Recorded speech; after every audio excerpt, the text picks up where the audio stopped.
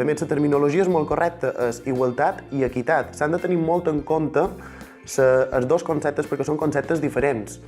A l'hora de repartir, no tothom necessita el mateix. Si hi ha un perfil que és més feble o té més vulnerabilitat davant la seva situació, sempre s'ha d'aprendre a repartir millor. I el que ens passa, amb molt de nosaltres, és que sentim comentaris de gent de la nostra edat que són més propis d'altres èpoques. Això és el que ens preocupa, que la feina que s'està fent el CUDI des de l'àrea de benestar s'ha fet una feinada per normalitzar situacions que ja haurien de ser normals i veiem que això no està ben rebut per tothom. Haurien d'estar satisfets en la feina que tenim feta, però hem de tirar endavant, hem de seguir fent feina. La dona cada vegada té més presència i si té més presència a tots els nivells socials, a nivell esportiu també. S'ha de potenciar l'esport femení, s'ha de donar ajudes, estan parlant ja des d'infants més petits fins a gent més adulta, perquè realment encara és bastant minoritari.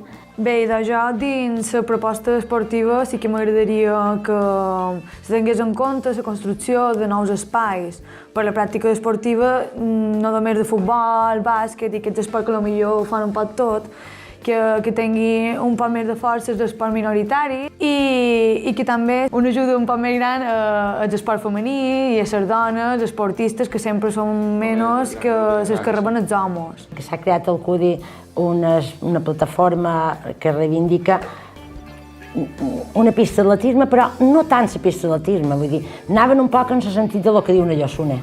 És a dir, demanen un espai per poder córrer, hi ha una pista que pugui ser així com toca, amb els 8 carrils, però també demanaven un espai multiesportiu. Clar, jo el que crec que tant el foment de l'esport femení com també l'estudi de la infraestructura esportiva del CUDI, també estudiar una possible ampliació per, com dèiem, integrar nous esports més minoritaris, també tindrà una repercussió, un impacte també damunt del turisme, que és un dels principals, o si no el principal motor del nostre municipi.